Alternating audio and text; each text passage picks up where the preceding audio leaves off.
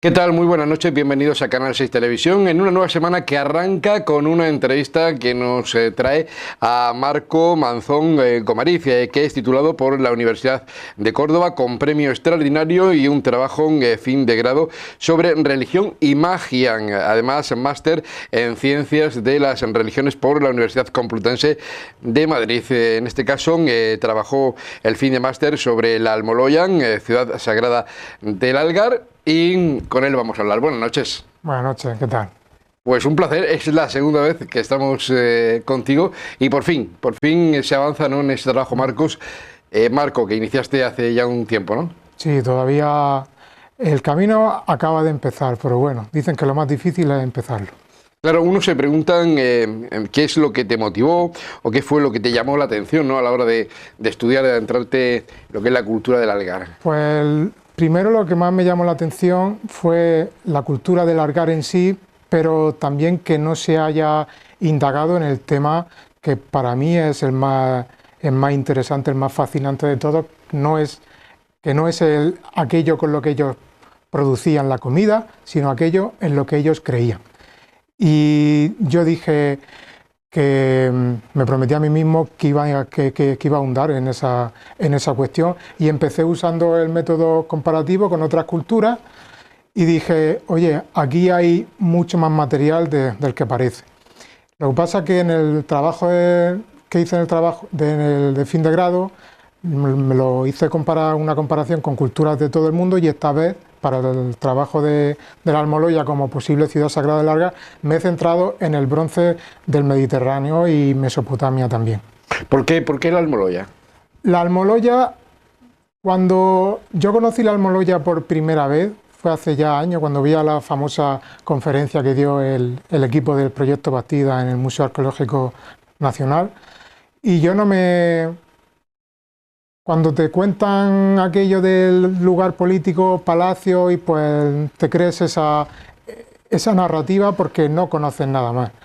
Pero yo luego, conforme comencé a hacer mi trabajo de fin de grado, vi parecidos con algunos templos o centros ceremoniales de otros lugares del Mediterráneo y dije, oye, aquí puede que tengamos algo más aparte de lo que ha dicho el equipo de la Universidad Autónoma de Barcelona, porque ellos lo han comparado mucho con los palacios micénicos, que ha sido el foco principal de su comparación, aunque ellos curiosamente critican mucho el método comparativo, pero solamente si no lo hacen ellos. Cuando lo hacen ellos, entonces está bien. Y ellos simplemente lo han enfocado en el plano político. Pero hay algo muy importante que nos estamos dejando fuera, y es que en aquella época no existía separación entre la religión y lo político. Los reyes, no voy a entrar en el tema de los reyes divinizados, los reyes sacerdotes, pero lo que sí tenemos claro es que en Próximo Oriente, como en otras tantas culturas del Mediterráneo, los reyes eran los más próximos a los dioses. De hecho, hay una frase muy famosa en el ámbito mesopotámico que dice así: el hombre es la sombra de un dios, el esclavo es la sombra de un hombre, pero el rey es el reflejo de un dios. Y también en la lista real sumeria se habla de cómo la realeza una vez descendió desde el cielo. O sea, la realeza, por así decirlo, la clase alta, la clase dirigente, también tenía un lado ritual muy poderoso. Y yo creo que la sala de la Almoloya, la sala de audiencia, también era un lugar ceremonial, que ello no quita en absoluto que fuera también un lugar político. Pero Marco, me imagino que hubo un hilo conductor, ¿no?, que te vino, ¿no?, a la hora de que tú deducieras, ¿no?, que la Almoloya era una ciudad sagrada. ¿En algo te basarías, ese hilo conductor te llevaría a algún sitio? Sí, me basé en varias cosas. Una de ellas muy importante, por ejemplo, podemos ver la comparación con otras salas rituales de Próximo Oriente, y es que tienen también bancos corridos, que tienen también un fuego, que tienen también un podio o un altar, que son también elementos que encontramos en la sala de la Almoloya. Y yo me pregunto, ¿por qué tiene que ser lo que dice el proyecto Bastida, que solamente era una sala de decisiones políticas? Porque ellos no pueden saber de qué se hablaba allí. Ellos simplemente lo han hecho a través del método comparativo, por así decirlo, han establecido la narrativa de que era un parlamento. Pero, por ejemplo, tenemos salas muy parecidas que también se ha dicho que eran de culto, y no tenemos más que basarnos en el fuego sagrado, como dijo Vicente Luz, o fuego ceremonial, para ver que esa sala también tenía una faceta religiosa, incluso ciñéndonos al discurso que ellos promueven de la sala política, basándose en los palacios micénicos. También otros investigadores han hablado del profundo trasfondo ceremonial que tienen tanto los reyes micénicos como los palacios, como las salas, como ellos llaman, los mégaras en plural y el mégaron en singular del mundo micénico. Pero de todas formas yo me he ido también a cosas más antiguas de Próximo Oriente, tanto del tercer milenio como del segundo milenio. Y por ejemplo, he señalado con unas flechas el tipo de acceso que hay a la sala H9, y es muy llamativo porque tanto por una sala que es la H8, que es una sala aneja que durante un tiempo estuvo abierta y luego se cerró, tanto por unas escaleras que hay a la izquierda del podio, de una manera u otra tienes que entrar obligatoriamente haciendo un giro de 90 grados para presenciar lo que había en el podio, que yo creo que era una persona que encarnaría a la divinidad, como se ha propuesto para los palacios, para el mundo minoico, donde se dice, algunos investigadores piensan que no encontramos como tal estatuas de dioses o templos como tal, aunque bueno, lo de las figurillas del mundo minoico también ahí se ha debatido, pero por ejemplo Nano Marinato propuso que era una persona la encargada de encarnar a la divinidad, y yo creo que en la cultura de Argal hasta ahora no hemos encontrado figuras como tales, porque había una persona, un ser humano, el que encarnaba a esa divinidad, y yo creo que en el podio se sentaba la persona encargada. Y volviendo al tema del giro de 90 grados, se ha visto ya en la Mesopotamia del quinto milenio antes de Cristo que había algunos templos que se estructuraban de cierta manera para que tuvieras que hacer, como comenté, un giro de 90 grados para ver la presencia divina. Y esto es lo que encontramos en la sala H9, y es muy llamativo porque cualquiera que mire las escaleras que hay a la izquierda del podio no son unas escaleras corrientes, no son unas escaleras que acceden en ángulo recto, son unas escaleras que te obligan a hacer un giro de 90 grados al entrar, lo que a mí me huele a que hay algo ritual muy fuerte. En Próximo Oriente tenemos, sobre todo en Mesopotamia concretamente, un concepto que se llama melammu. El melammu es el brillo divino que se adjudica a los demonios, a los templos, a los dioses, a los santos y también a los reyes.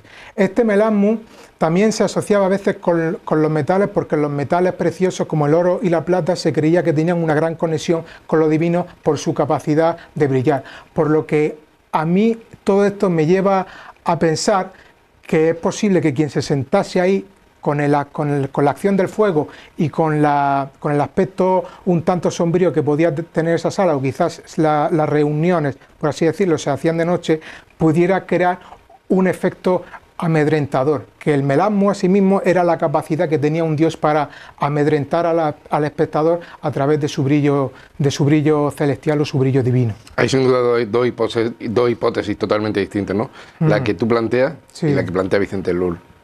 Sí, ellos siempre se han basado en las tesis marxistas, y ellos pueden criticar que yo me base en el método comparativo, que me vaya a los hititas, a Mesopotamia, aunque ellos también lo hacen. Vicente Luz comparó las alabardas argáricas con las alabardas de no sé qué dinastía de la época del bronce en China. Miguel Valerio hizo una comparación sobre el sistema de contabilidad que hubo en el Imperio Inca y dijo que, bueno, quizá en la cultura del Argal había algo parecido. Ahora han sacado una tesis doctoral sobre la arquitectura en Almoloya y al hablar de la entrada a la habitación a través de los techos, no se han ido a Çatalhöyük, que es una ciudad neolítica de Anatolia, sino que se han ido a un centro ceremonial, curiosamente, de Arizona del año 1900.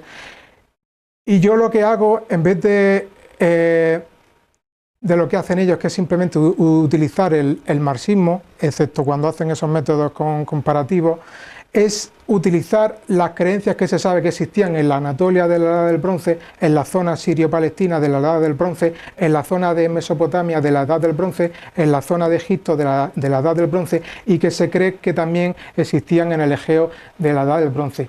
Así que yo creo que usar la ideología de dos ideólogos, filósofos, economistas o como se les quiera llamar, de Marx y Engels, es quedarse un tanto ceñido al siglo XIX. Yo creo que tenemos que ampliar, porque la gente de esta época no pensaba en absoluto como pensaba Karl Marx. Ellos veían dioses en todas partes y Marx veía lo profano en todas partes. Yo creo que tenemos que ampliar ya los horizontes y dejar de ver solamente la parte material, porque por así decirlo, hay otro mundo ahí fuera.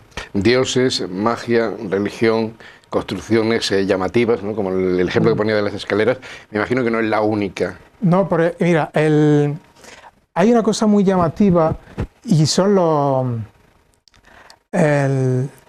bancos corridos ascendentes, ¿no? Que ellos, como siempre, han usado el marxismo para definirlo. Yo no creo que se pueda llegar a un yacimiento argárico y, al no saber qué es algo, abrir los libros de Marx, mirar una línea, leer control social o fuerzas productivas y directamente endosarlo a ese hallazgo y decir, ya lo hemos solucionado. Yo creo que es mucho más complicado. Y lo que he propuesto, por ejemplo, para los escalones son tres bancos corridos, tres niveles, que van desde el oeste al este, culminando en el podio, y ellos dicen que son los tres niveles sociales. Y yo digo, es posible, pero también es posible que estén reflejando las tres fases lunares más importantes que se sabe que existían en próximo. Eran muchas más, pero había tres muy importantes, que era la luna nueva, el cuarto creciente o creciente y la luna llena. Además eran ritmos rituales muy importantes. En Egipto sabemos que se hacían muchísimos templos representando el ciclo solar del sol, y también es muy llamativo que esta sala esté orientada de una manera muy diferente a la de la mayoría de las salas de la Almoloya, que es algo que a mí me llamó muchísimo la atención. Digo, aquí tiene que haber algo intencional.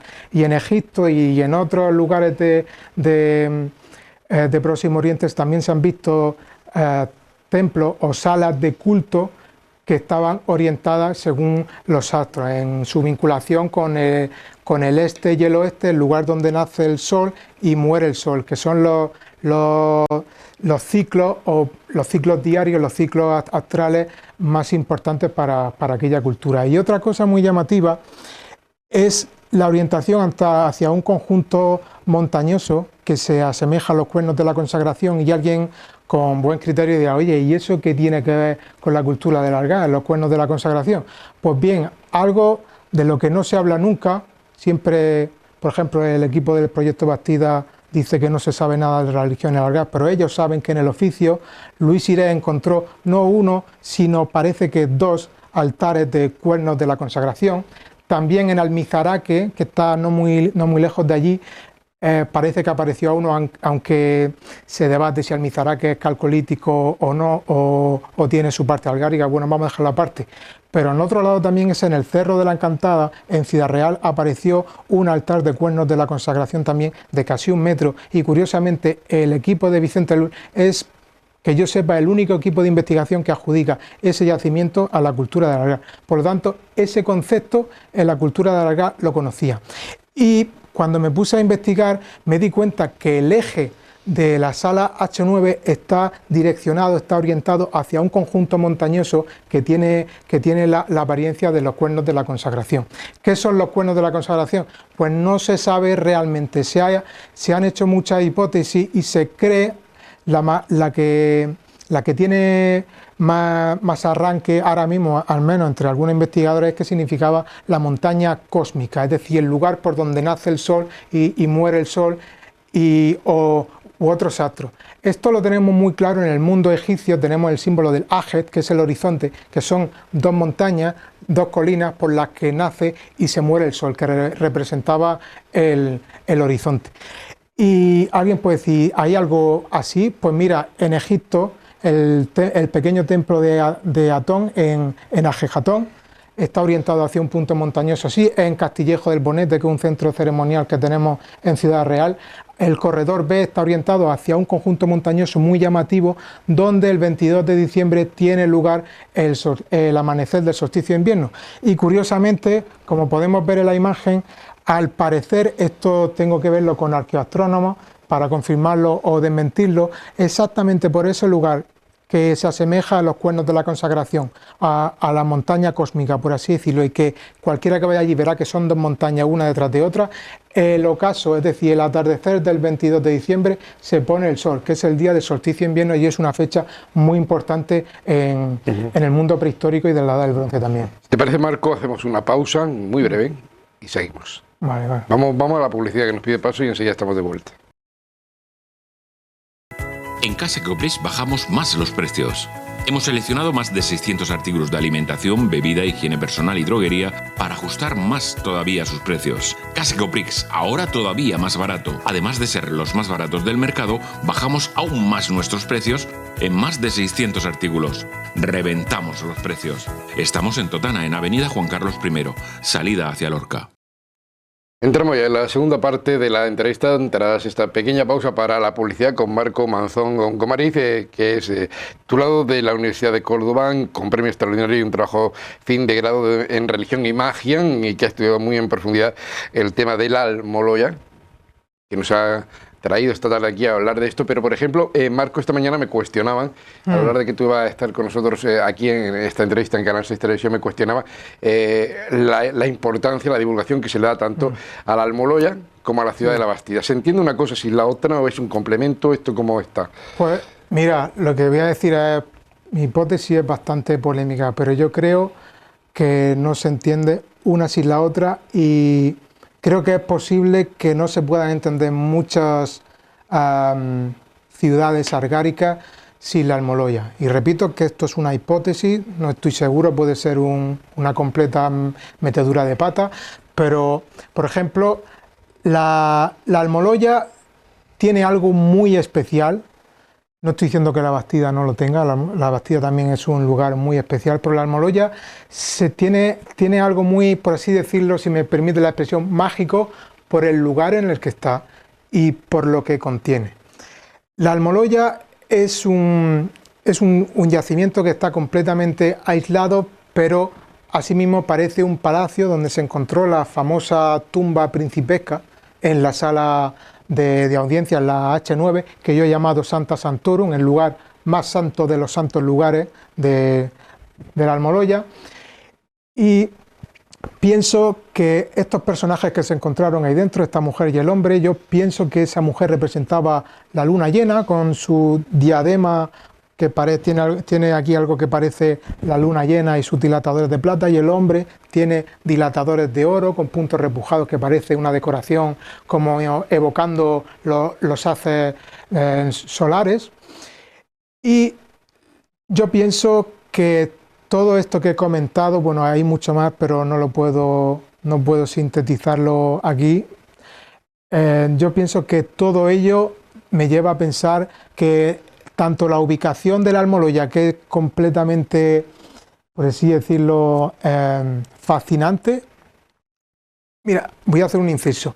En Mesopotamia y en Próximo Oriente, sobre todo en la zona de Próximo Oriente sirio-palestina, se ha comentado que muchos templos eran templos no muy grandes, pero se colocaban en puntos geográficos muy destacables, no ya para ver, sino para ser vistos, es decir, para realzar su colosalidad. Y de hecho hay un caso de un rey medio asirio, estamos hablando del segundo milenio antes de Cristo, que hizo un templo al sol, ¿no? Y dice, y lo hice en un lugar alto para fomentar la prosperidad de las mieses. Esto, junto con estos personajes que yo creo que encarnaban dioses, que eran figuras de un gran poder religioso, junto con la sala H9, que también he paralelado con el tema de la asamblea divina de los dioses que se reunían en una montaña sagrada, algo que tenemos en todo Próximo Oriente, es posible que este lugar fuera una ciudad sagrada como por ejemplo lo fue Nippur en Mesopotamia. Nippur era una ciudad que en realidad no tenía su poder, no era político sino religioso, pero todos los reyes tenían que ir allí a legitimarse por el dios Enlil. Enlil y Anu eran los dos dioses más poderosos del panteón mesopotámico, pero Nippur era, por así decirlo, la ciudad más sagrada de todas. Y yo creo que en la Almoloya tenemos este supuesto palacio, que es un lugar pequeño, que no llega a 1/3 de hectárea, en cambio la Bastida tiene 5 hectáreas, pero este lugar tiene un poder que para ellos, bueno, para ellos hubo de tener un poder religioso para fomentar no solo ya la dirección política, sino también la prosperidad de todo el reino. Claro, esta es la siguiente cuestión que te iba a comentar, ¿no? El tema de dónde crees que nos conduce la investigación en cuanto a la religión. Pues yo creo, voy a decir algo un poco atrevido, pero yo creo que está lejos todavía. Yo sé que faltan años y a mí me queda un camino muy solitario, ¿no? Como decía Miguel Hernández, ando sobre rastrojos de difuntos, voy sin calor de nadie y sin consuelo de mi corazón a mis asuntos. Pues yo creo que por ahora el camino del estudio de la religiosidad argárica parece algo así, pero tengo la sensación de que en un futuro esto va a empezar a eclosionar, porque hay mucho más sobre lo que trabajar de lo que creemos. Simplemente usando el método comparativo con otros lugares de Próximo Oriente, no nos tenemos que ir al otro extremo del orbe, solamente con eso se va a poder indagar mucho y vamos a estudiar de manera usando hipótesis, evidentemente, la parte más bonita, la parte más maravillosa del Argar, que yo creo que va a ser el último empujón a la cultura argárica, el último y el definitivo, que no es poco. Es decir, de ahí se comenzará un camino mucho más largo. Claro, porque ahora me gustaría preguntarte también tu opinión, ya saliéndonos un poquito del tema que nos ocupa, pero estando en él, Sí. tocando un poco el tema de nuestros políticos y tal y cual, el tema de la promoción, el tema de la divulgación. Hay quienes piensan que nos están divulgando bien estos proyectos, ¿no? El proyecto de la Bastida, el proyecto de la Almolaya, a la hora de atraer gente, ¿no? a visitarla. Incluso, no sé si hay cierto interés o desinterés por parte de la sociedad, no sabemos lo que tenemos ahí. Pues mira, incluso por las piezas que se están encontrando, qué se hace con ellas, dónde se llevan, dónde se ponen. Es que, pues mira, a varias personas, ¿no? Después de los trabajos estos que le he comentado yo sobre el mundo religioso en el Argar y el Argar mismo, me han dicho, oye, me está empezando a mí a gustar esto del mundo argárico que no lo conocía. O sea, que también hay mucha gente que es un campo fértil, pero no cae la semilla, ya sea porque no se habla suficientemente de ello en los medios de comunicación, o también bueno, una cosa va con la otra, por la dejadez, o también porque hay cosas que llevan su tiempo. Incluso yo hablé con un arqueoastrónomo y es un hombre muy interesado en todo esto, lo ha estudiado mucho. Egipto es toda una figura en lo suyo, y le pasé lo de la Almoloya y me dice, qué lugar tan increíble, me sorprende que no conociera nada de esto. Así que yo creo que también, en parte, la culpa es un poco nuestra. Escuché hace no mucho a alguien decir que los murcianos no apreciamos lo que tenemos, y es una gran verdad, no apreciamos lo que tenemos, pero también es cierto que muchos políticos, que yo creo que los políticos son un reflejo fiel de la sociedad, es decir, una sociedad mediocre, políticos mediocre, una cosa va de la mano. Muchos políticos van simplemente a hacerse la foto y ya luego se olvidan por completo el tema. Dicen, voy a subvencionar con esto, y al final luego, si llegan las subvenciones, no llega lo que debería llegar, la mayoría de las veces no llega, y muchas veces obligan también a los investigadores, y algunos también que se prestan a ello, a cambiar el discurso ideológico para recibir las subvenciones, que es un problema. Pero para hacer llegar más al público este tipo de lugares, yo creo que no habría que inventarse nada. No hay que, por ejemplo, hay gente que ha criticado lo de la Bastida como la Troya de Occidente. Yo ahí estoy, me parece un título muy bueno. No creo que se estén inventando nada. En cierta manera fue una Troya porque arquitectónicamente a la muralla de la Bastida se parece. O sea, yo eso lo veo genial. Otra cosa es ya inventarse discursos ideológicos para complacer al gobierno o al poder de turno. Eso, pero bueno, allá cada cual con su conciencia o allá cada cual cuando pongan su corazón en la balanza, ¿no? Como pensaban los egipcios. Pero bueno, yo creo que todo lleva su curso. Yo voy a hacer lo mío para intentar que la gente conozca más la Almoloya, y mucha gente que se lo vas a decir van a pasar por completo el tema, pero siempre hay unos pocos que se van a interesar y van a abrir los ojos y le van a abrir los ojos a los demás para que vayan y vean un lugar tan mágico y tan entrañable como la Almoloya. Esa es la última cuestión que te planteo, Marco, ya para terminar. Sí. Has empezado un camino, has llegado hasta aquí. ¿Cuáles son los siguientes pasos? Ahora voy a empezar con la tesis doctoral. Ya tengo un director principal, a lo más importante ya lo tengo, así que me queda, en verdad, el camino acaba de empezar, es decir, no he llegado a la cima de la montaña en realidad no tiene cumbre, es una montaña infinita. Me queda un camino muy difícil porque abrir el camino abrir el sendero, la ruta de la investigación de la faceta religiosa del Algar es ir contracorriente totalmente, porque ahora mismo la investigación del Algar está totalmente enfocada en los materiales, aunque hay gente por ahí que está abierta a algo nuevo, pero bueno, todo lo nuevo también cuesta trabajo al principio, pero yo, como dije la otra vez, he tomado este camino y lo voy a seguir, me lleve a donde me lleve. ¿Te gustan los retos? ¿Cómo? ¿Te gustan los retos? Me encanta, este reto desde luego me encanta. Pues ojalá lo consigas. Marco, ha sido un placer. Marco Manzón Gomariz, que tenerte en Canal 6 Televisión. Volveremos a tenerte más adelante conforme vaya habiendo novedades para hablar contigo. Gracias por estar con nosotros hoy. A vosotros. Buenas noches.